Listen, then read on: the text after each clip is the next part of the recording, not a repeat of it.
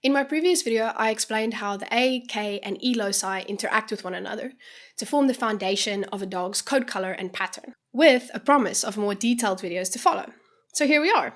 In this video, I'll be explaining the A locus and its alleles in detail. Simply put, the A locus controls when and where eumelanin and pheomelanin are expressed in a dog's coat. In my previous video, I called it the designer locus.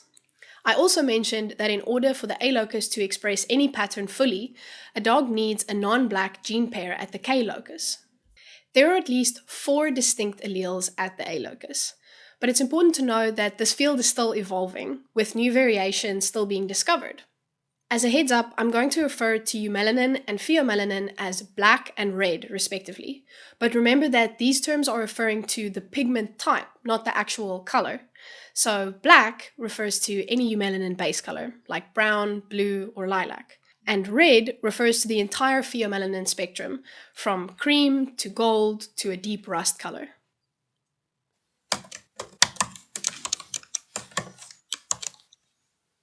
The first allele is Sable. We write it as AY. You might remember this term from my second video in this series. It refers to the distribution of both black and red on the same hair. So it's a mix of both pigments that occur on individual hairs, as opposed to entire patches of a dog's coat being only black or red based. Genetically, this is just one allele, but it can be expressed in a variety of different phenotypes. Clear sables are dogs that are completely red, with only a few black hairs that probably aren't even visible at first glance. Clear sables can look almost identical to recessive reds, which is a phenotype caused by the E locus, unless they have a mask. You can also tell that a dog is a clear sable rather than a recessive red if it has dark whiskers. Tipped sables are dogs with more visible black hairs, usually on their back, head, ears, and tail. Many tipped sables also have masks. Shaded sables continue along the spectrum.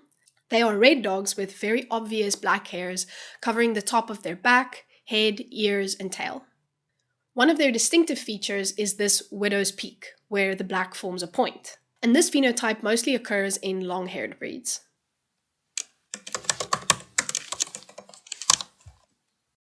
The second allele is Agouti.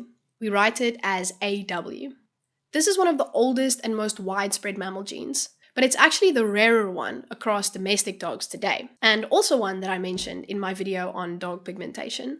It's similar to Sable, causing multiple bands of black and red in hairs as they switch pigments throughout growth. The result is a heavily shaded coat, which can look very similar to shaded sables, but Agouti dogs don't have that widow's peak I mentioned. Instead, they often have spectacles of tan around their eyes. When combined with pheomelanin dilution, caused by genes at the eye locus, the cream or grey color can make the Agouti pattern much more distinct. This pattern can also lighten significantly with age.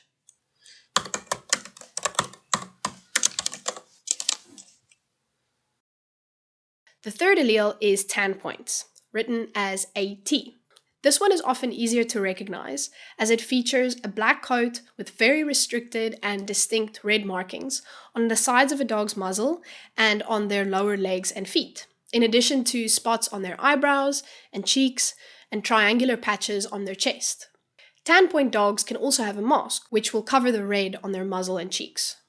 There is another side to tan points, though. In recent years, it's been discovered that there is a gene that some refer to as the saddle tan modifier. In Dog Breeder Pro's genetic forecast feature, you'll actually see this as a separate locus, but it's only relevant if the dog has tan points. Saddle tan dogs have tan markings that expand with time until black is restricted only to the dog's back and neck. So they have red heads, but they're often born with more traditional looking tan points. The term creeping tan covers the whole spectrum of coats from a full saddle to tan points. So as the dog ages, its tan points creep outward, taking up more of the coat as time passes.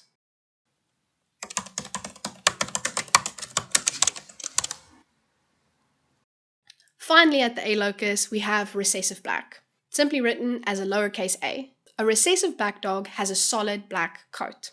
As the weakest gene in the series, it's the ultimate backup for the A locus. Recessive black dogs are indistinguishable from dominant black dogs, determined by the K locus, without genetic testing.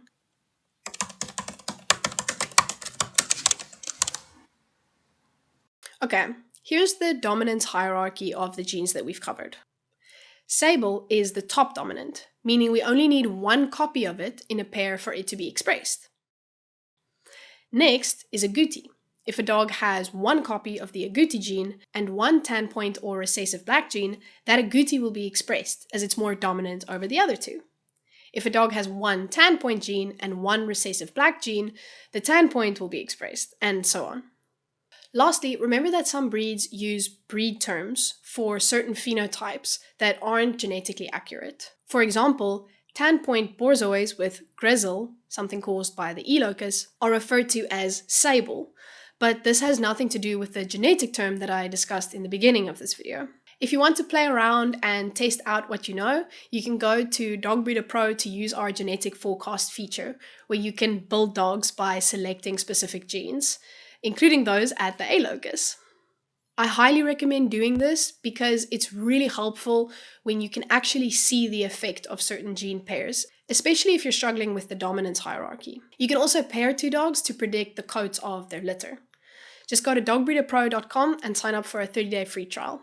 I hope you found this video helpful. If you did, please pass it along to someone else who you think would also benefit. If you want to learn more about coat color genetics, you can go to our channel playlist where I post explainers like this one. And you can subscribe if you want to be notified when I post the next one, which will probably be about the K locus. Thank you for watching, good luck, and bye!